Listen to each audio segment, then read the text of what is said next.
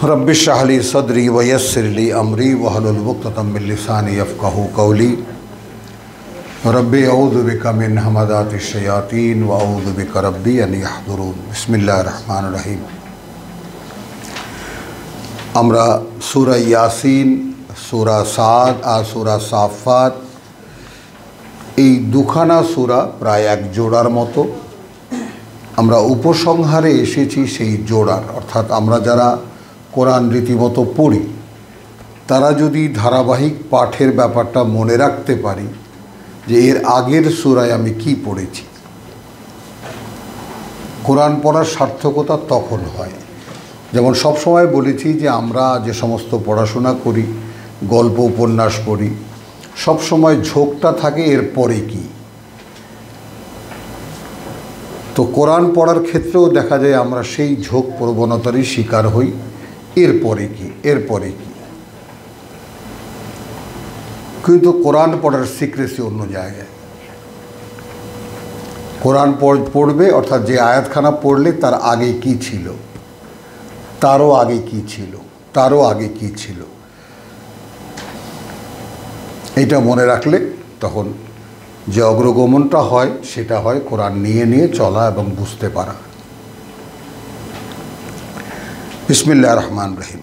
সূরা সাদ মক্কি ধারাবাহিকতার, মক্কায় অবতীর্ণ যে সমস্ত সূরা, অর্থাৎ যেইখানে একটি প্রতিষ্ঠিত ধর্ম আছে, স্বয়ং আল্লাহর বানানো ঘর আছে, আল্লাহর ঘর আছে ইব্রাহিম আলাইহিস সালামের বানানো, তার উত্তরাধিকারে বিশ্বাসী একটা জাতি। যেমন আমরা রসুলের উম্মত, আমাদের একটা অহংকার আছে, আমরা তো জান্নাতে যাচ্ছি কোনো সন্দেহ নেই, যাই করি না কেন। খ্রিস্টানরা যেমন সমস্ত পাপ তো আমাদের খ্রিস্ট নিয়েই চলে গেছে, আমাদের হাজারো পাপ করি, কোনো পাপই পাপ নয়। তো এরকম এক একটা ধারণা নিয়ে মানুষ ধর্ম প্রতিষ্ঠিত করে, ধর্ম বানায়। তো সেই রকম একটা প্রতিষ্ঠিত ধর্ম ছিল মক্কায়, সেইখানে আল্লাহ রসুলকে আল্লাহ প্রকাশ করেছেন তার কথা দিয়ে। তো এই জিনিসটা আমরা সূরা ইয়াসিনে আমরা দেখে এসেছি, লক্ষ্য করবা ব্যাপারটা। ইয়াসিনে আমরা দেখে এসেছি যে এরা নেবে না। আমি তোমাকে এমন একটা জায়গায় পাঠিয়েছি, তুমি আল্লাহ রসুল বটে, কোরআনও যথাস্থানে, তাই না, একেবারে যাকে বলে যে বল কোরআনুল হাকিম, হ্যাঁ, জ্ঞানপূর্ণ এই কোরআন।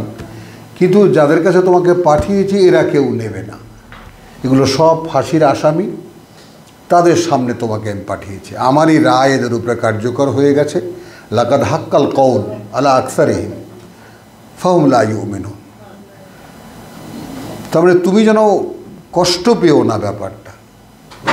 এখন যারা আমরা কোরআন পড়ি, কোরআনের কথা চিন্তা করি, ভাবি এবং এই অনুযায়ী কিছু একটা মানে পথ চলার কথা ভাবি, ইয়াসিন সূরা তাদের জন্য বড় একটা আদর্শ, এইভাবে যে রাসূলকে এমন জায়গায় পাঠানো হয়েছে যারা কেউ নেবে না। তো আমরাও এখন যেটা দেখতে পাচ্ছি, জাতির সামনে এই কোরআন নিয়ে দাঁড়িয়ে কেউ নিচ্ছে না। তখন আল্লাহ তো বলবেন যে তো আমি বলে দিয়েছি, তোমার অস্থির হওয়ার কি কারণ ছিল।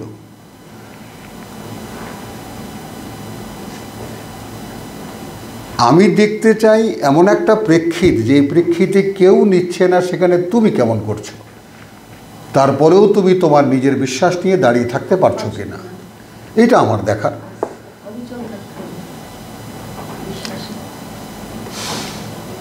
এরপরে সূরা সাফাতে আমরা দেখেছি ফেরেশতাদের, যে অর্থাৎ আল্লাহর বান্দা যারা অন ডিউটি এই পৃথিবীতে সবসময়ই আছে, তাই না, বা সাফাতে সাফা, তো কাতারবন্দি তারা যে কোনো আদেশের জন্য অপেক্ষা করে, আদেশ করলেই সেটা করে।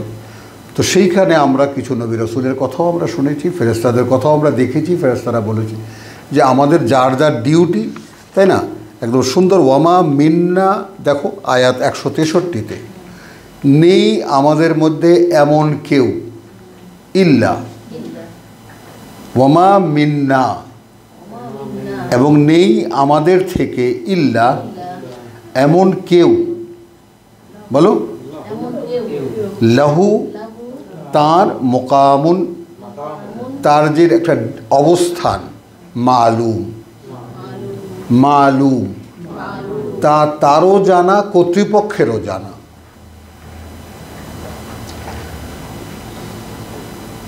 ফেরেশতারা বলছে যে আমাদের মধ্যে এমন কেউ নেই যে এই জগতে, এই সৃষ্টি জগতে তার অবস্থান, তার ডিউটি কোথায় সেটা যেমন সে জানে, তেমনি কর্তৃপক্ষও জানে যে অমুক জায়গায় অমুক ফেরেশতা এই ডিউটি নিরত।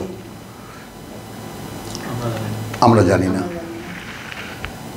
যে আমরা কেন এই পৃথিবীতে এসেছি।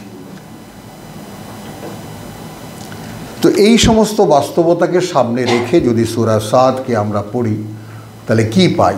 বিসমিল্লাহির রহমানির রহিম। ওখানে যেমন ইয়াসিন, এখানে সদ, ওখানে ইয়াসিন একটি আয়াত, এখানে সদ আয়াতের সঙ্গে মেশানো। কেন? শপথ কোরআন জি আর জিক্র, হ্যাঁ, অর্থাৎ শপথ এই পাঠ্যের যেটা স্মরণ জাগা নিয়ে, যেটা স্মরণকে জাগিয়ে দেয়। জি আর জিকের, আর জি এর যদি আক্ষরিক অর্থেই তর্জমা করতে যাই তাহলে দাঁড়ায় এই যে শপথ এই পাঠ্যের, এই কোরআনের যেটা স্মরণের ধারক।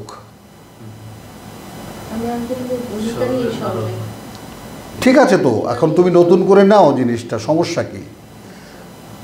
ধারক স্মরণের, জি আর জিকের। এখন যেটা ওই বললাম তো, এক এক সময় তোমার কাছে একটা মনে হবে। হ্যাঁ, তাহলে কি হলো?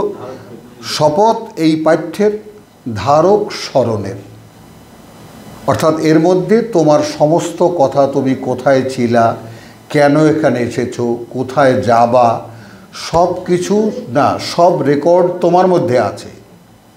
বলো, সব রেকর্ড আমার মধ্যে আছে, সেটা আমার মেমোরিতে আছে, সেটাকে জাগিয়ে দেবে। এবং এই মেমোরি মগজের মেমোরিতে না, মনের মেমোরিতে। যেমন আমরা সাধারণভাবে একটা কথা যদি বলি কাউকে, তাহলে বলি কথাটা কিন্তু মনে রাখিস, বলি কি না? এই ভালো করে মনোযোগ দিয়ে পড়ো। পড়ছি, লেখাপড়া এগুলো সব মগজের কাজ, কিন্তু সেখানে মনকে যোগ করতে কেন বলা হয়?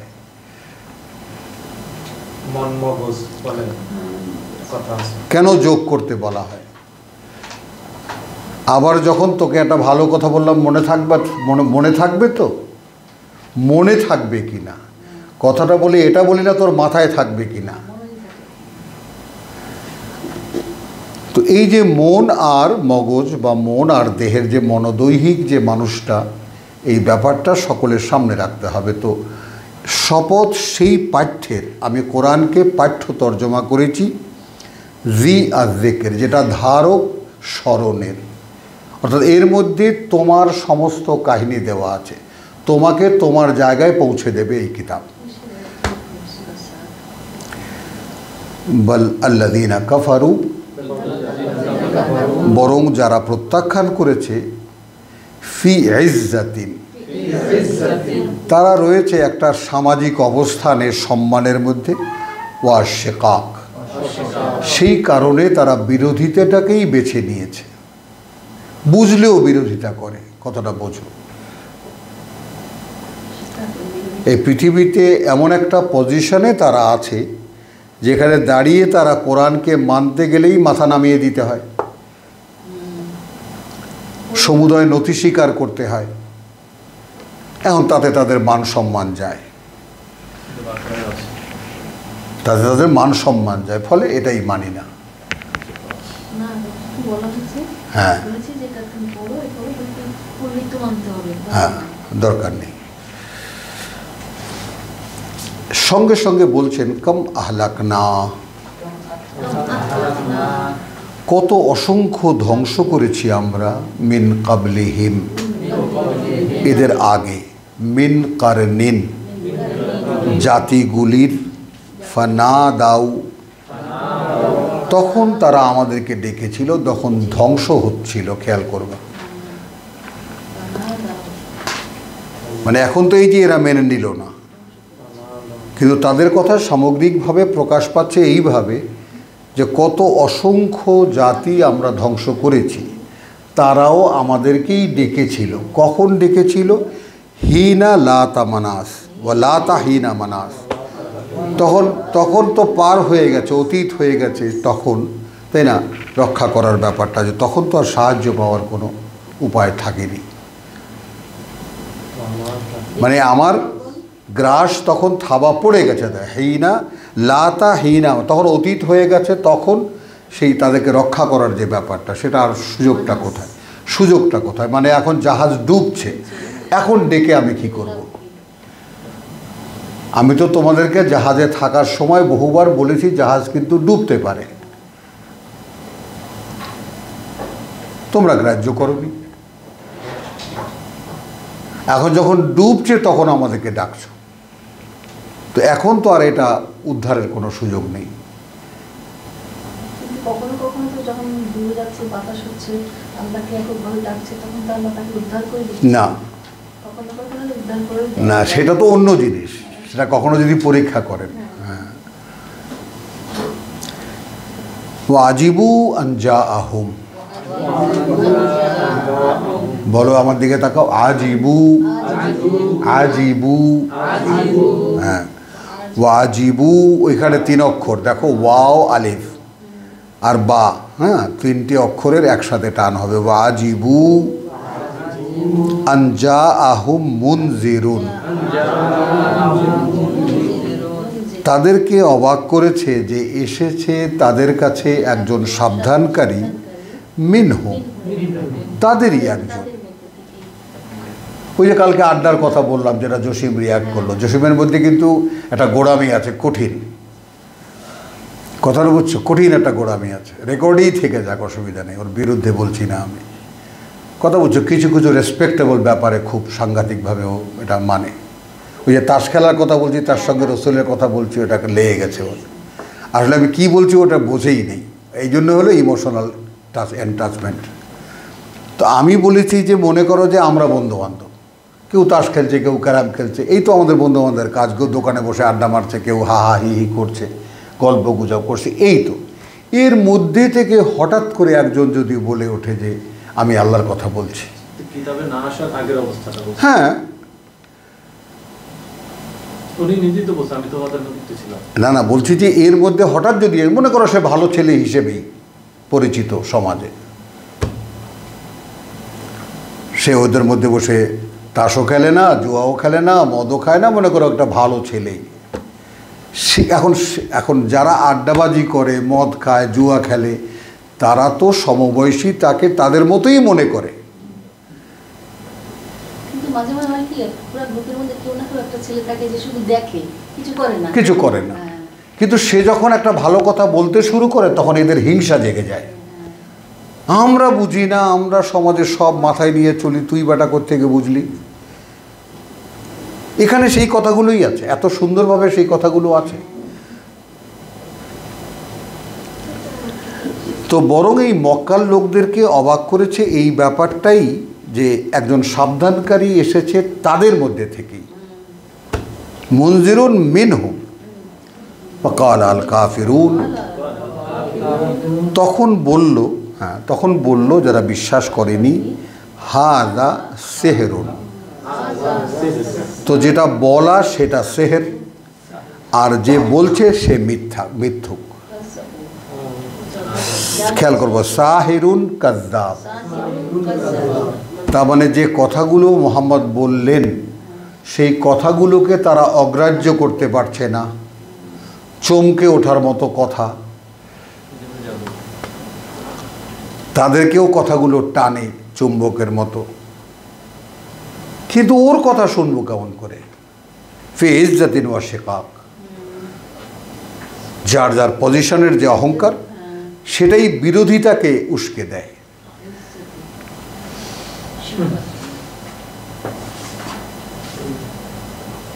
এই যেমন আমার এই গত 20 বছর 30 বছর অভিজ্ঞতা, কি তুমি নাকি কি ইদানিং বয়ান টয়ান করো, দাড়ি হেলাইয়া টুপি হেলাইয়া বলেন,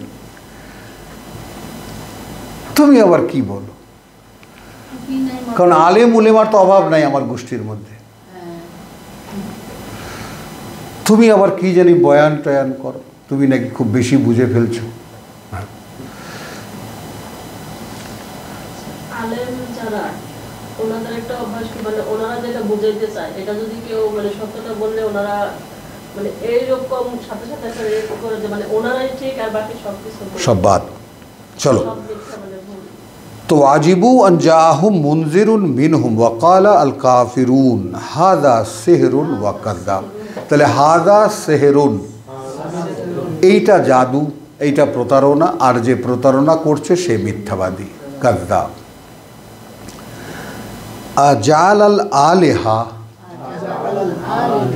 আর তোমাদের জন্য বলছি আজাল আল আলিহাতা, সে করে ফেললো এত উপাস্যদেরকে ইলাহান ওয়াহিদান, মান্য মাত্র একজন। হো হো হো হো হি হি হি হি, কত বড় ছাগল বলতো। এই তো আমরা বলতাম 360টা ইলাহ দিয়ে পারতেছি না, আর ও বলতেছে ইলাহ মাত্র একজন। তাও দেখা যায় না। ইন্না হাযা, এই যে বিষয়টা, লা শাইউন উজাব, প্রথমত বিষয়টা হলো একটা অদ্ভুত ব্যাপার। দ্বিতীয়টা হলো ওয়ান তালাকা আল মালাউ, ওয়ান তালাকা আল মালাউ, তখন উঠে চলে গেল নেতারা, মিনহুম, তাদের মধ্যে থেকে, আন ইমশু, বলতে বলতে, এই চলো চলো চলো চলো চলো চলো চলো, ইমশু ওয়াসবিরু, তোমরা অবিচল থাকো, আলা আলিহাতিকুম, তোমাদের উপাস্যদের, তোমাদের মান্যদেরকে নিয়ে, তোমাদের মান্যদের ব্যাপারে। ইন্না হাযা, এই যে ব্যাপারটা, হ্যাঁ, লা শাইউন ইউরাদ, হ্যাঁ, এমন একটা বিষয় যেটা অন্য কোনো উদ্দেশ্যে বলা হচ্ছে। অন্য কোনো উদ্দেশ্যে, ইউরাদ, ইরাদা, ইউরাদ, অন্য কোনো উদ্দেশ্যে বলা হচ্ছে, মতলব আছে। মা সামি'না বিহাযা, নেতারা বলছে শুনিনি তো আমরা এইরকম কোনো কথা, ফিল মিল্লাতিল আখিরাহ, সেই আগের কালের কোনো জাতির মধ্যেও তো এমন কোনো কাহিনী শুনিনি আমরা।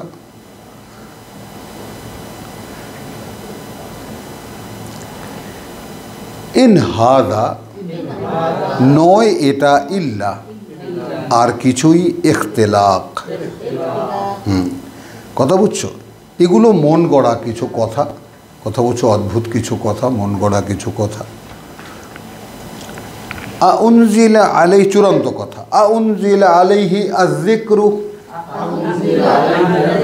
একদম প্রথম আয়াতের রেফারেন্স, একদম যিকর, হ্যাঁ, অবতীর্ণ করা হলো এই পাঠ্য বা এই স্মারক তার উপরেই, মিন বাইনিনা, আমাদের মধ্যে আর লোক পেল না,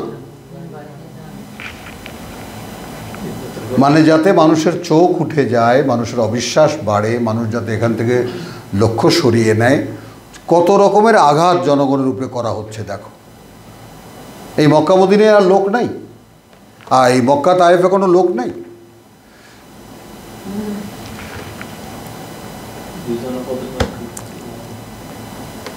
বলহুম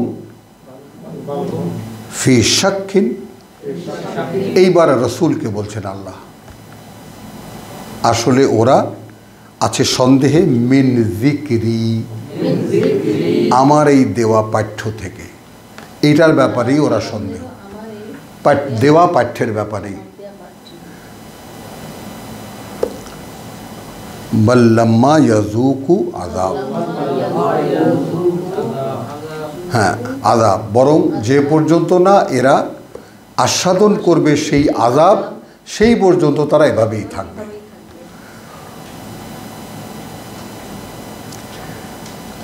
আম ইনদাহুম খাযাইনু রাহমাতি রাব্বিকা,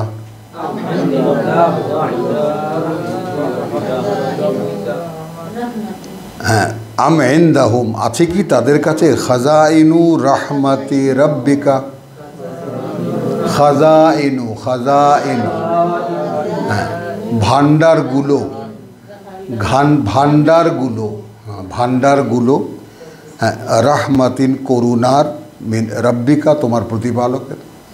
তাহলে তোমার প্রতিপালকের, তোমার সৃষ্টিকর্তার করুণার ভান্ডারগুলো কি এদের কাছে? হ্যাঁ, আল আজিজুল ওয়াহ্হাব, যিনি সর্বশক্তিমান, যিনি পরম দাতা, ওয়াহ্হাব। আম লাহুমুল মুলক, নাকি আছে তাদের কোনো কর্তৃত্ব, আস-সামাওয়াতি ওয়াল আরদ, আস-সামাওয়াত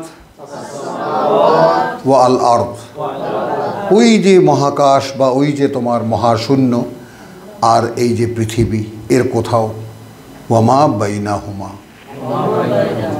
আর যা কিছু এই দুইয়ের মাঝখানে। তো সামাওয়াত মানে অর্থাৎ সেই সাত আকাশের কথা বলা হয়েছে, সেই আকাশমণ্ডলী আর এই পৃথিবীর, এর কোনো কিছুর উপরে তাদের কোনো কর্তৃত্ব আছে কি, অথবা এই দুইয়ের মাঝখানে যা। ফল ইয়ার তাকু ফিল আসবাব, তাহলে তারা উঠুক, উঠে দেখুক, তাহলে তারা উঠে দেখুক, যেখান থেকে এই সব কিছু পরিচালনা করা হয়, আসবাব সবাব, হ্যাঁ। তো এই সমস্ত যেখানে ইহারা কার্যকারণ জগতের উচ্চতায় আরোহণ করিয়াই দেখুক, মানে যেখান থেকে সব কিছু পরিচালনা হয়। জুন্দুন, এরাও একটা মানে তোমার সংগঠিত বাহিনী, মা যা হুনালিকা, এখানেই, হ্যাঁ এখানেই মাহজুমুন, পরাজিত হবে, মিনাল আহজাব, এর আগে যত রকমের দল পরাজিত হয়েছে এরাও সেই রকম একটা দল, এরা এখানেই পরাজিত হবে। হ্যাঁ, জুন্দুন মা যা হুনালিকা, এখানেই মাহজুমুন, পরাজিত হবে, মিনাল আহজাব, এর আগে এরকম যত রকম জাতি গেছে। 3 নম্বরের সাথে কানেকশন করো, কানেক্ট করো, কম আহলাকনা মিন কাবলিহিম মিন কারনিন,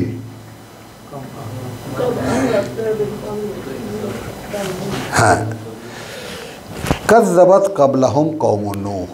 এবার শুরু হলো ইতিহাস, এবার শুরু হলো ইতিহাস। মিথ্যা মনে করেছিল এদের আগে নূহের জাতি, এদের আগে, হ্যাঁ কাবলাহুম এদের আগে, কওমুন নূহ নূহের জাতি, ওয়াদ আদ জাতি, ওয়া ফিরাউন যুল আওতাদ। হ্যাঁ, এখন এখানে কথা বুঝছো, এখানে এই যে স্তম্ভশালী বা একটা কথা বলা হয় যে ফেরাউনের বাহিনী এত বিশাল বাহিনী নিয়ে সে দিগ্বিজয়ে বের হতো বা একটা দেশ জয় করতে বের হতো, যে সেই যে তাবুওয়ালা, কত বিস্তারিত কথাটা বোঝো একটা শব্দ বোঝার জন্য তাফসিরে, যে জুল আওতাদ মানেটা কি, খুঁটিওয়ালা, খুঁটিওয়ালা কি, অর্থাৎ তার সৈন্যরা যেখানে যেত, এত সৈন্য সেখানে তাঁবু খাটাবার জন্য যে খুঁটি লাগতো, সেই খুঁটিগুলোকে জড়ো করে বিশাল এক ঘোড়ার বাহিনী গাড়িতে করে নিয়ে যেত, এই জন্য তাকে খুঁটিওয়ালা বলা হয়। আবার এটাও দেখা যায় যে তোমার আওতাদ বলতে নিক্ষেপযোগ্য যে বর্ষা, খেয়াল করবা, নিক্ষেপযোগ্য যে বর্ষা, মনে করো 50 মানে গজ দূরে থেকে একটা বর্ষা নিক্ষেপ করে একটা মানুষকে হত্যা করা, একদিকে তীর ছিল। যুদ্ধাস্ত্রের যে ব্যাপার, দিন দিন নতুন নতুন তো গবেষণা হয়, যুদ্ধের অস্ত্র বের হয়, তাই না? তো তখন কী ছিল, দূরে নিক্ষেপের জন্য তীর ছিল, তীর আদিকাল থেকেই আছে। আর ব্যক্তিগত রক্ষার জন্য সাধারণ সৈনিকদের হাতে থাকতো বড় একটা করে বর্ষা, একটা করে ওই যে আমরা যেটাকে লেজা বলি, বর্ষা এবং তার ঢাল। আবার একটু উন্নত মানের সৈনিক যারা আপগ্রেডেড যারা তাদের কাছে তরবারি, দুখানা তরবারি ইত্যাদি ইত্যাদি। তো এইভাবে গ্রেডেশনটা ছিল। কিন্তু ফেরাউনের আমলে যেহেতু চর্চা হয়েছে, তখন যেহেতু দেশকে দেশ সে জয় করেছে এবং তার রাজ্য বিস্তার করেছে, এই কারণে দূর থেকে নিক্ষেপযোগ্য বর্ষা, মানে বর্ষার সাইজটাকে একটু ছোট করে, যেমন বন্দুক কি দূর থেকে মানুষ মারা যায়। ব্রিটিশরা সারা পৃথিবী যখন দখল করেছে কি দিয়া, দূর থেকে এই যে হত্যা করার মতো অস্ত্র দিয়া, আর তো কিছু নাই ব্রিটিশদের, আর কি আছে, এই যে কামান। কারণ এই কামান কিন্তু মোগলদের তৈরি, কিন্তু এর ক্ষুদ্র সংস্করণ এই বন্দুক, এটা ব্রিটিশদের তৈরি। এটা দিয়ে সারা দুনিয়া দখল করেছে তারা। তো ফেরাউনের আমলেও দুল আওতাদ যে বলা হচ্ছে, আওতাদ বলা হচ্ছে যে নিক্ষেপযোগ্য বর্ষার উদ্ভাবক। ওয়া সামুদ ওয়া কওমা লুত, সামুদ জাতি এবং লুত জাতি, ওয়া আসহাবুল আইকা, হ্যাঁ, এবং আইকা এলাকার, আইকা অঞ্চলের অধিবাসীরা, উলাইকা আল আহজাব,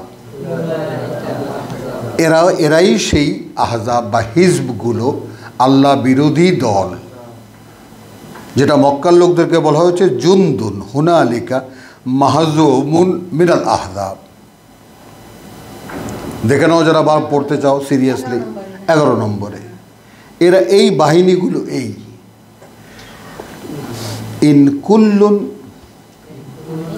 ইল্লা কাযযাবা আর রুসুলা, এদের প্রত্যেকেই আর কিছুই করেনি, করেছে একটাই, যে এরা মিথ্যা মনে করেছে তাদের কাছে পাঠানো আল্লাহর বার্তাবাহককে। ফাহাক্কা ইকাব, হ্যাঁ, এখন তাদের উপরে কার্যকর হয়েছে যা চূড়ান্ত ধার্য করা শাস্তি। ওয়ামা ইয়ানজুরু হাউলায়, হ্যাঁ, কথা বুঝছো?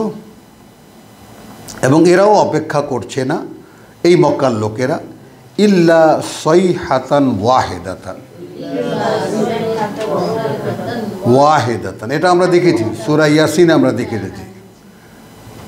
তো ওয়ামা ইয়ানজুরু হাউলায় ইল্লা সাইহাতান ওয়াহিদাতান, হ্যাঁ, এরাও অপেক্ষায় আছে না, এরাও অপেক্ষা করছে না আর কিছুরই, বরং একটি মাত্র শব্দ, মা লাহা মিন ফাওয়াক, হ্যাঁ, এটা খুবই, এটা তো অচিরেই তাদেরকে দেখিয়ে দেওয়া হবে অনতিবিলম্বে। ওয়া কালু, তবু এরা বলে রব্বানা আজিল লানা, মানে কি কারণে এরা বলে কি, দেখো, প্রভু তাড়াতাড়ি দিয়ে দাও আমাদেরকে। খেয়াল করবা কিন্তু, কেপ্তানা, অংশটা আমাদের, হ্যাঁ, মানে যখন রেসালাতে সে বলল যে ভাই তোমাদের আসল প্রাপ্তি ওপারে, আসল প্রাপ্তি ওপারে, অ্যান্ড অ্যাবান্ডেন্ট অফ দ্য আয়োজন যা আছে, মানে অনেক, তখন সেটা বলে কি কটাক্ষ করে রেসালাতকে বলছে, প্রভু তাহলে আমাদেরকে ওই ভাগটা এখানেই দিয়ে দাও।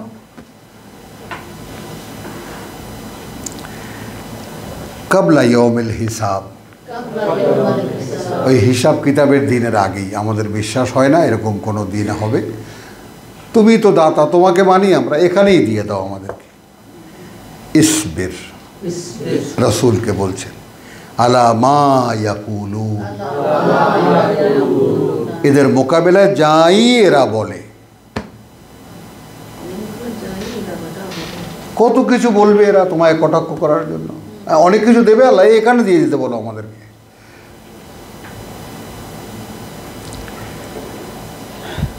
ওয়াজকুর আবদানা দাউদ,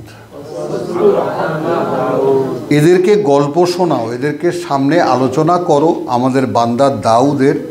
হ্যাঁ, জাল আইদ, জাল আইদ, ওই জাল আইদ যে অত্যন্ত ক্ষমতার অধিকারী ছিল।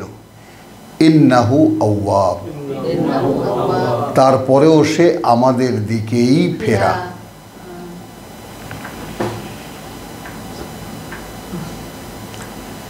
তো আমাদের কার কি আছে, তারপরেও তো ফিরতে পারছি না। খেয়াল করো,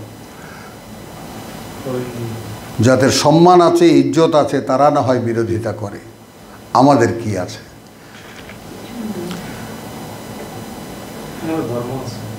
এটা ধর্ম আছে। হ্যাঁ, তো ইন্না সাখারনা আল জিবাল, আমরাই অনুগত করে দিয়েছিলাম পাহাড় পর্বতকে, মাহু, তার সাথে, ইউসাব্বিহনা, তারা তসবিহ করত, আমার গুণগান বর্ণনা করত, বিল আশিয়ে ওয়াল ইশরাক, সন্ধ্যাবেলা এবং সকালবেলা, ওয়াল ইশরাক। হ্যাঁ, তো ইশরাক শব্দটা সূর্যোদয়ের পরে হয় আর কি, নির্ণয় সূর্যোদয়ের পরে। হ্যাঁ, ইশরাকের নামাজ দেখো নি আমাদের আছে যে ওই সকালবেলা, তো সেটাই ইশরাক, ওই সময়টা আর কি। ওয়াত্তাইরা মাহশুরাতান, এবং পাখিদেরও হাসর হয়ে যেত। তাহলে দাউদ যখন, কথা বলছো, তসবিহ করত, যখন তার ডিউটি সে করত, তসবিহ করা। এবার একটা কথা এসেই গেল যে এই যে মাছেরা লাফিয়ে লাফিয়ে চলে আসতো, কেন আসতো?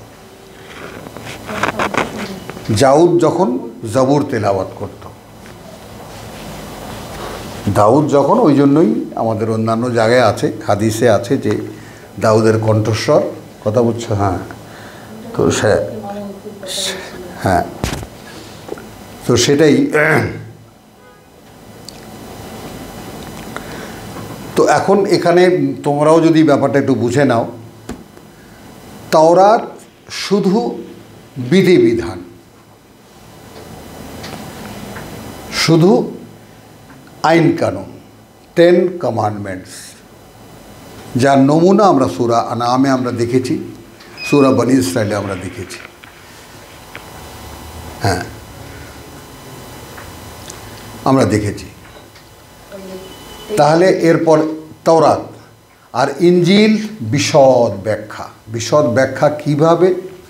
অর্থাৎ ওই 10 কমান্ডমেন্টস অনুযায়ী যদি কোনো মানুষ তার জীবন অনুশীলন করে, তাহলে তার যে বাহ্য প্রকাশ, এই মানুষটার যে আত্মপ্রকাশ, সেটাই পরে লিখিত হয়েছে, এটাই ইনজিল। কারণ মরিয়মের গর্ভে আল্লাহর কথা, ফু, সেখানেই রূহ। যে মানুষটা বের হলো মরিয়মের গর্ভ থেকে, সে মানুষটা বলল কি, ইন্নি আব্দুল্লাহ আতানি আল কিতাব, আমি কিতাব। আমি বলছি যে আমি কিতাব, আমাকে দেওয়া হয়েছে কিতাব। কিভাবে বলা হয় কিতাব দেওয়া হলো? কোলের শিশু। হ্যাঁ, তো সেটা তো আল্লাহ প্রথমেই দিয়েছেন, যেটা আল্লাহ তাআলা এখন আমাদেরকে দেবেন আমাদের সামনে। আমরা যদি এই কিতাব পড়ি, তাই না, আল্লাযীনা আতাইনাহুমুল কিতাব, তাহলে প্রথম স্বীকৃতি হলো আল্লাহর পক্ষ থেকে যে আমরা পাবো আল্লাহ থেকে অনুমোদন যে তুমি কিতাব পড়ো। তা তখন আমার মধ্যে কি দেখা যাবে? ইয়াতলুনাহু হাক্কা তেলাওয়াতিহি, আমি এই কিতাব তখন অধ্যয়ন করছি। এই কিতাব যে পর্যন্ত আমি বুঝতে না পারছি, সেই পর্যন্ত আমার আর কোনো কাজ নেই। এটা আমি নিজে নিজে ধার্য করেছি যে পৃথিবীতে আমার একমাত্র কাজ এই কিতাব বুঝতে পারা, এই কিতাব অনুযায়ী চলা এবং নিজেকে গড়ে তোলা, এবং একইভাবে মানুষের কাছে বলা। এটা হলো আল্লাহ থেকে আতাইনাহুল কিতাব। এখন আমি যদি এই কিতাবের অনুশীলনের সম্পূর্ণ ন্যস্ত হই, নিজেকে ইনভলভ করি, তখন কি হবে? আল্লাহ তাআলা আমাকে অনুমোদন দেবেন। আল্লাযীনা ইহতাদাউ, তাই না? জাদাতহুম হুদান ওয়া আতাহুম তাকওয়াহুম, তারপর তাকওয়া দেবেন। আচ্ছা, এরপরে তিনি আমাকে বুঝ দেবেন। কথা বুঝছো? ইয়াতলু আলাইহিম আয়াতিকা ওয়া ইউআল্লিমুহুমুল কিতাব ওয়াল হিকমাহ, বুঝ দেবেন। তো বুঝ দিলে তখন আমি আমার নিজেকে গড়ে তুলতে পারবো। এই কিতাবের কতগুলো স্তর আছে, স্টেজ আছে, কখন তুমি কোনটা পাবা।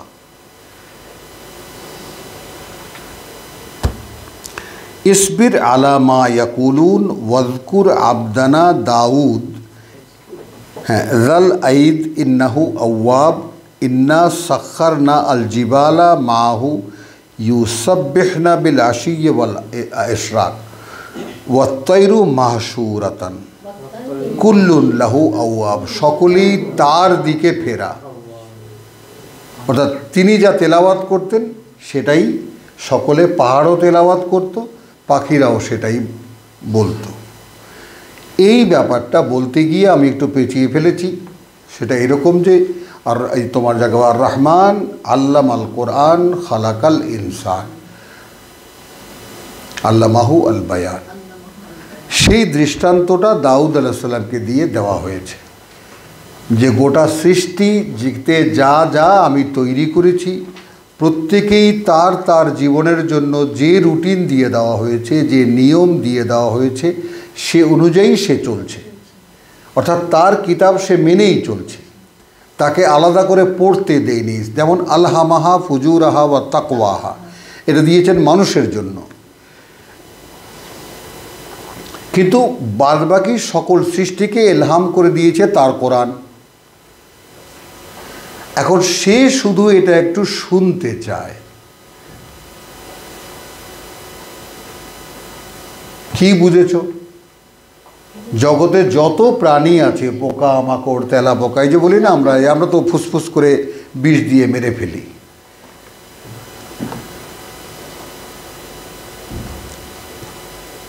তো সেটা এরা আসলে শুনতে চায় তাদের জীবন কাহিনী। মানে একটা জিনিস মনে করো যে আমি একটা নিয়ম মেনে চলি, এটা আমার প্রকৃতিগত, খেয়াল করবা এই ব্যাপারটা সকলে। আমি আমার ভিতরে একটা নিজ প্রকৃতি পাই, সে অনুযায়ী আমি চলি, কিন্তু এইটার যে স্বয়ং সৃষ্টিকর্তার পক্ষ থেকেও একটা স্বীকৃতি আছে, একটা লিখিত না, একটা স্বীকৃতি আছে ওভারঅল। মানে তোমার মুখে কোরআন হলে যত সৃষ্টি আছে সবাই তার তার কোরআন পেয়ে যাবে। কোরআনের অলৌকিকতা এই জায়গাটায়, সকল প্রাণীদের জন্য। হ্যাঁ, তারা পেয়ে যাবে যে আমরা তার তার জায়গায় আমরা ঠিক আছি। পিঁপড়া বলবে আমি ঠিক আছি, মৌমাছি বলবে আমি ঠিক আছি, গাছ বলবে আমি ঠিক আছি, মাছ বলবে আমি ঠিক আছি। ওই যে লাফিয়ে লাফিয়ে আসতো সাগরে, কেন আসতো? আনন্দে। এটা তো আমাদেরও। এখন এটা তো কোরআনে একদম প্রতিষ্ঠিত সত্য যে এই আমাদেরকে খেলাফতে পাঠাবার আগে, তাই না? সকলের তো খেয়াল থাকে না, সূরা বাকারার এই আয়াতখানার সাথে কানেকশানটা একটু দেখে নাও। একদম সূচনাতেই ব্যাপারটা।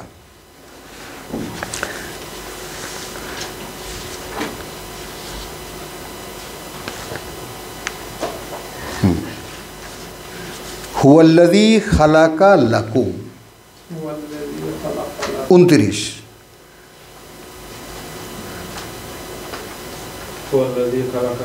হ্যাঁ, সেই তিনিই সৃষ্টি করেছেন তোমাদের জন্য। মা ফিল আরদি, যত কিছু তুমি দেখো এই পৃথিবীতে, জামিয়ান, তার সব। কি বোঝা গেল? সুম্মাস্তাওয়া ইলাস সামা, তারপর তিনি আরোহণ করেছেন বা লক্ষ্য করেছেন আকাশের দিকে। ফাসাওয়াহুন্না সাবআ সামাওয়াত, তারপর বিন্যস্ত করেছেন সেই মহাশূন্যকে 7টি আকাশে। ওয়াহুয়া বিকুল্লি শাইইন আলিম, একই সময়ে তিনি প্রতিটি এই যে 7 আকাশ, 7 পৃথিবী, সব কিছুর ব্যাপারে পূর্ণ অবগত। এরপরেই 30 নম্বর আয়াতে ওয়াইদ ক্বালা রাব্বুকা লিল মালাইকাতি ইন্নী জাইলুন ফিল আরদি খলিফা।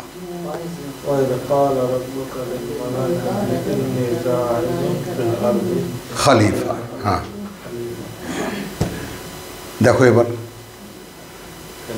তো খলিফাদের জন্য যা কিছু পৃথিবীতে দেখতে পাও তার সব এই খলিফার ওই একটা তো খলিফাদের পরীক্ষার জায়গা, নিয়োগ হয়েই গেছে তোমার, দামি খলিফা আর কি, তোমার নিয়োগ হয়ে গেছে। এখন এখানে তোমাকে ছোট্ট একটা ক্লাসে পাঠানো হয়েছে, তুমি মানে বৃহত্তর তোমার জীবনে অমর জীবনে যে খেলাফত তুমি করবা তার একটা অনুশীলন, তুমি একটা পরীক্ষা তুমি দিয়ে আসো। মানে জীবন তো শুরু হলো, এটা আর শেষ নাই কোনো। তাহলে এই খলিফা আর ওই খলিফা একই খলিফা,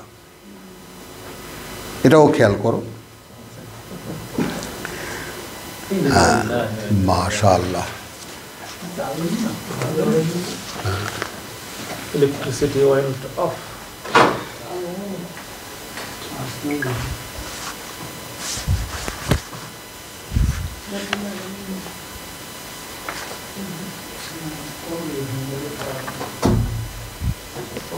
বিদ্যুৎ দিয়েছে আগে আমাদের ছিল, আর এখন জেনারেটর আইপিএস দিছে। লাইট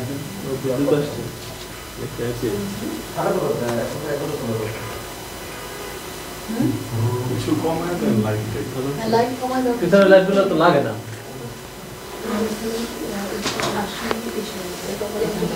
এখানে লাইট দিতে হবে, এখানে যা বন্ধ করে দাও। হ্যাঁ ওই দরজা খুলে দাও। মানুষটা বানাইছে শব্দ দিয়ে ব্যবহার করছে এখান থেকে। হ্যাঁ হ্যাঁ সকালে আমি হচ্ছে ওনারা বলতেছে বিশ্বাস নামাজ মুসা আলাইহিস সালাম পানি প্রার্থনা করছে, সেটা নামাজ বানাইছে, বলে দেওয়া আছে। তো তাহলে আমারটা চলছে এখন। হ্যাঁ, তো বিদ্যুৎ বিভ্রাটের জন্য আমরা একটা সমস্যায় পড়লাম। তো আমরা বলছিলাম দাউদ আলাইহিস সালামের সঙ্গে পাহাড় পর্বত এবং পাখিদের যে সঙ্গত করা কি কারণে তার। সূরা বাকারা সেই 29-30 থেকে দেখাতে চাইলাম যে আমাদের জন্যই পৃথিবীতে আমরা যা কিছু দেখি। এখন কোন মানুষটা ভাবে আমার সামনে দিয়ে যে পিঁপড়াটা হাঁটছে এটা আমার জন্য তৈরি করা? কোন মানুষটা ভাবতে পারে যে আমাকে যে ছাড় পোকা কামড়ায় ওটা আমার জন্য তৈরি করা?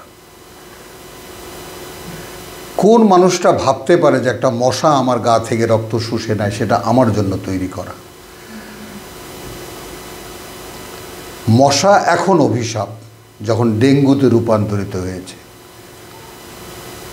এর আগে মশা কী ছিল? মশা তো উপকারী বন্ধু আমাদের।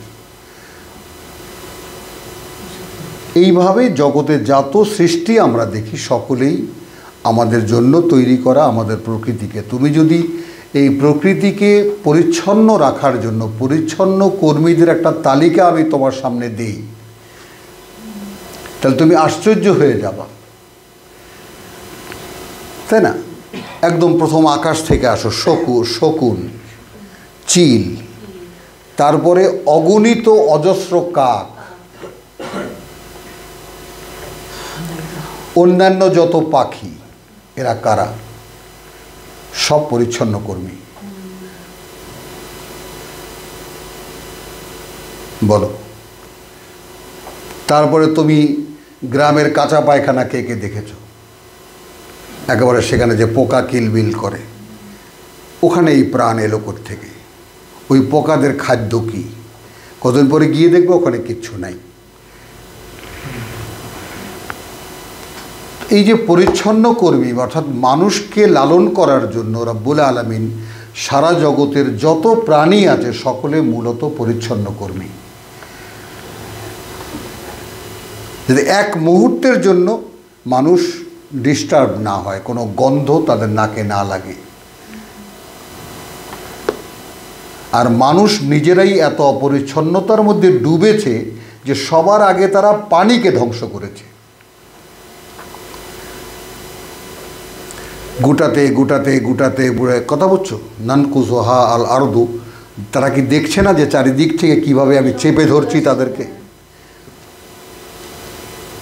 আর এত রকমের রোগ ব্যাধি, এই সব কিছু শুধুমাত্র মানুষের সেই খেলাফতকে অগ্রাহ্য করা এবং স্বয়ং সৃষ্টিকর্তাকে অগ্রাহ্য করার কারণ, আর কিছু না। প্রকৃতিতে যা কিছু আছে সব আমাদের একদিকে খাদ্য আর একদিকে আমাদের সুখ শান্তির জন্য যে আয়োজন, কথা বুঝছো, বাতাসকে মুক্ত রাখার জন্য, পরিবেশকে ক্লিন রাখার জন্য এই গাছপালা, পুরো অক্সিজেন সাপ্লাইয়ের জন্য যা কিছু আমরা কিছু দেখি সব কিছুই মানুষের জন্য।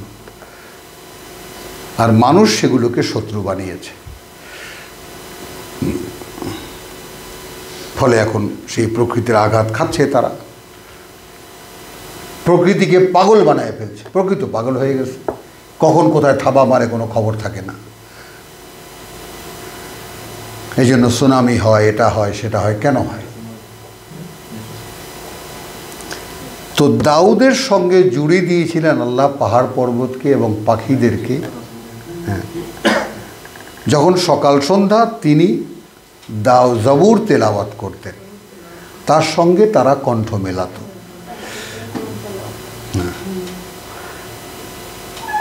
সকলে কুল্লুন লাহু আওয়াব, এই হলো মানুষের অবস্থান। অর্থাৎ তুমি যখন তোমার কাজে দাঁড়াবে, তুমি যখন তোমার খেলাফতের উপরে দাঁড়াবে, তখন গোটা সৃষ্টি তোমার অনুগত।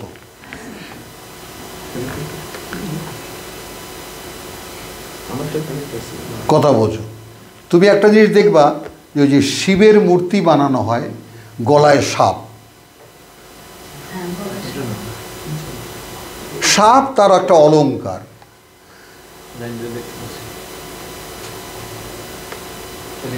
বুঝছো, এগুলো সবই মানে সেই আদিকালের সেই মানে আদি ধর্ম, তো সেখান থেকে মানে ধারণাগুলো নেওয়া। তাইলে ওয়াশাদাদনাল মুলকাহু,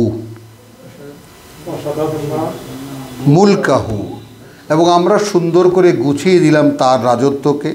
ওয়া আতাইনাহুল হিকমা, আল হিকমা, এখন হিকমার মানেও বোঝো, এবং আমরা দিয়েছিলাম তাকে বুঝ, অর্থাৎ কিসের বুঝ? রাজ্য পরিচালনা। হ্যাঁ, ফসলাল খিতাব, এবং দিয়েছিলাম তার কথাকে সিদ্ধান্তমূলক কথা বলার ক্ষমতা, যেহেতু রাজা।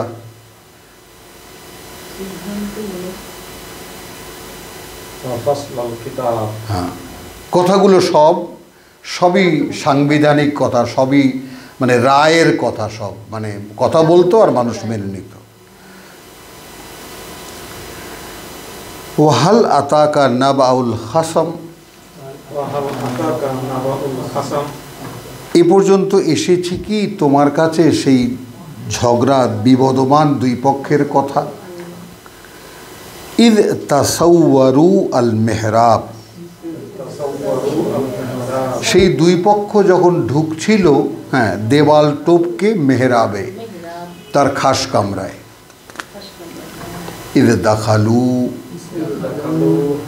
যখন তারা ঢুকলো, আলা দাউদ, মানে ঢুকে এসে দাউদের সামনে এলো। ফাযআ মিনহুম, সে ভয় পেয়ে গেল তাদেরকে দেখে। ক্বালু, তারা বলল, লা তাখাফ, ভয় পেও না। খাসমানে বাগা, তো দুই দল বিবদমান, একে অপরের উপরে, যে বাগা বাদুনা আলা বাদিন,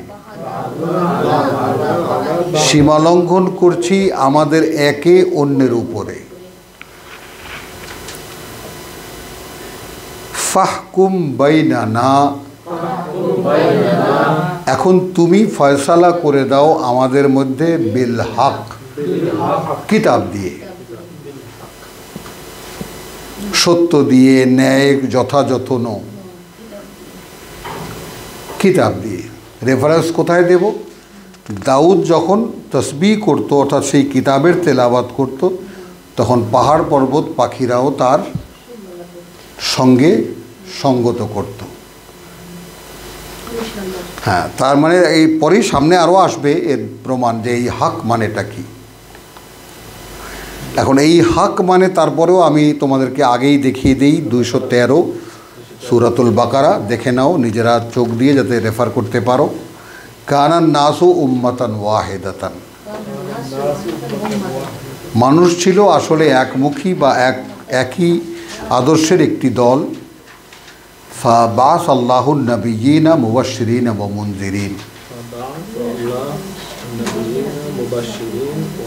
মুনজিরিন, তখন প্রকাশ করলেন আল্লাহ নবীদেরকে সুসংবাদদাতা এবং সাবধানকারী। ওয়া আনজালা মাহুম আল কিতাব, এবং অবতীর্ণ করলেন তাদের সাথে মাহুম। এই মাহুমের রহস্যটা বুঝে নাও।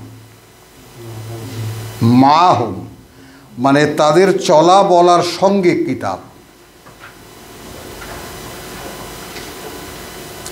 একটা হলো আলাইহিম, তাদের উপরে কর্তব্য নির্ধারণ করে। আর মাহুম কেন বলা হয়? তাদের সাথে সাথে, কারণ হুট করে তো আর কিতাব দেওয়া হতো না, ব্যতিক্রমী এক তাওরাত ছাড়া।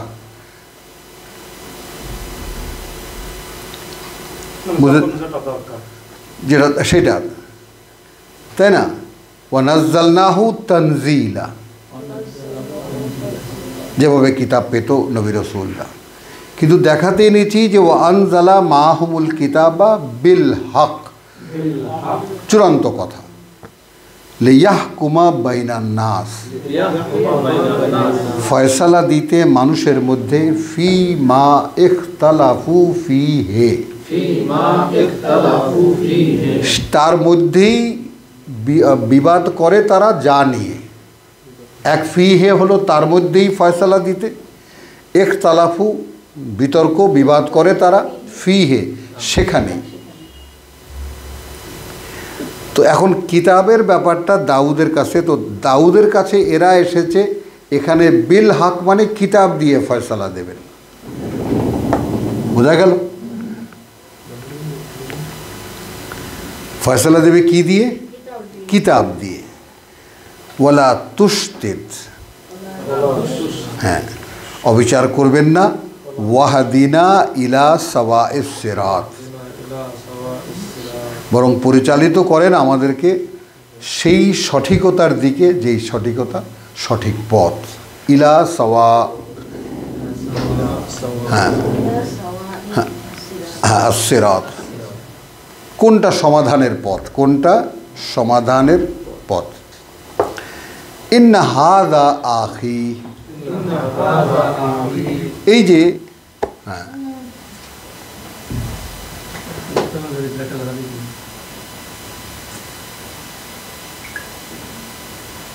এটা ঠিক করার কথা ছিল।